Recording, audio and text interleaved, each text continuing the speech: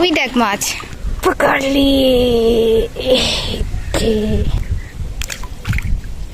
ও god ये क्या।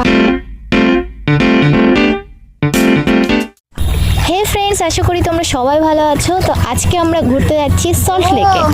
আজকে সল্ট লেকে আমরা লেকও দেখবো, সেই সাথে একটা মজার ঘটনা তোমাদের সাথে শেয়ার করি। তো একবার আমাদের টিভি খারাপ হয়ে গেছিলো, তখন টিভি সারাই করতে কোম্পানি থেকে লোক এসেছিলো। তো তারা বাবাকে ফোন করে জিজ্ঞাসা করছে লোকেশনটা কোথায়।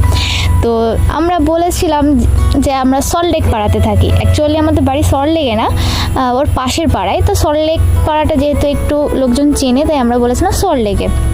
তো তখন তারা জিজ্ঞেস করছে সল্ট লেক তো কলকাতায় তো লোকেশন দেখাচ্ছে না, আমাদের দেখাচ্ছে বসিরহাটে। তো আজকে দেখো রিয়েল সল্ট লেক, মানে কি অবস্থা। বর্ষাকালে আমাদের দুর্ভোগের তো শেষ নেই। মানে সল্ট লেকের পাড়া, সল্ট লেক অ্যাকচুয়ালি জায়গাটার নাম হচ্ছে সল্ট লেক পাড়া।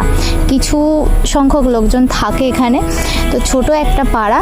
বর্ষাকালে এই যে রাস্তাটা দেখছো না, এটার অবস্থাও খুব বাজে ছিল গত বছরে। এই বছরে রাস্তাটা ঠিক হয়েছে বলে কপাল খারাপ। এই যে হাই ড্রেনে জল তো সরেই না।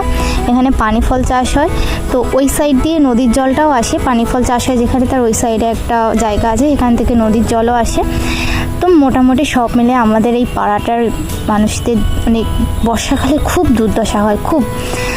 এই যে রাস্তাটা, এটাতে মানে এই পুরো জায়গাটা একদম হাঁটু সমান জল।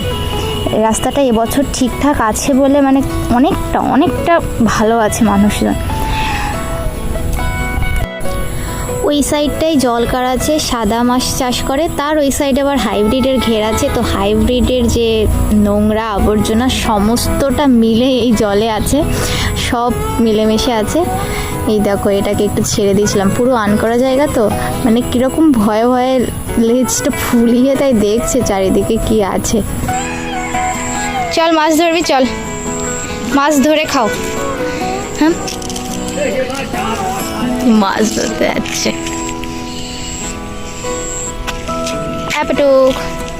ধরবি, মাছ ধরবি। কোথায় আছে মাছ? প্যাটুক চল তুই চল। ওই দেখ মাছ, ধরবি মাছ ধরবি। ওই দেখ মাছ, ধরবি।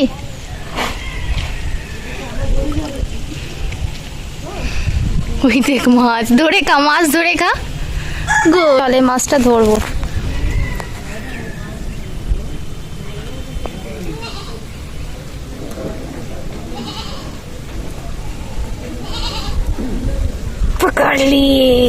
তো দেখো আমি কত ইজিলি মাছটা ধরে নিলাম। মাছটা একটু বোকাই ছিল অবশ্য। তো এটা কি মাছ আমি জানি না, দেখে ছোট মনে হলো, সেজন্য ওটাকে আমি পুকুরে ছেড়ে দিলাম। যেহেতু আমি পার্সোনালি মাছ খাই না, তো বাড়ি নিয়ে যাওয়ার কোনো মানেই নেই। ও গড, এ ক্যা গয়া, ও ভগবান। এই সাপটা ওই মাছটাকে ধরতেই এসেছিল খাবে বলে, কিন্তু আমি তার আগেই আমি দেখিনি যে এই সাপটা আসছে আমার পায়ের কাছে ছিল। আমি ওই অবস্থায় মাছটাকে ধরে চেলে দিলাম। মানে আমি মাছটার প্রাণই বাঁচিয়ে দিলাম। ভাই, এখন নিজের প্রাণ বাঁচাতে এখান থেকে ভাগো। তো ফাইনালি আমরা ঘরে চলে এসেছি। এবার আমরা দুপুরবেলার খাওয়া দাওয়া করবো। পেটুক বাইরে এত মাছ দেখে এসছে, ওরা তর্স হয়েছে না কখন খাবে। তো বাই বাই, দেখা হবে নেক্সট ভিডিও।